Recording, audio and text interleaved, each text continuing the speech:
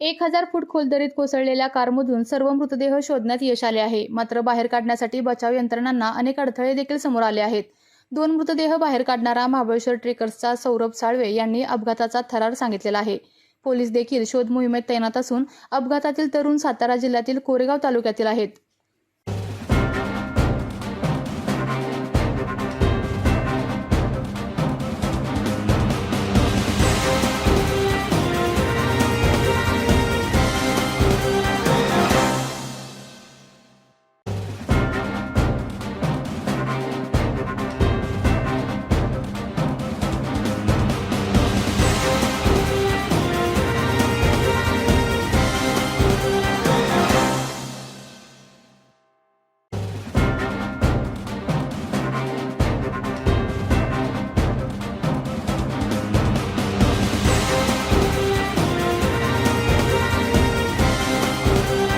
नमस्कार, मी महाबळेश्वर ट्रेकरचा सदस्य आहे.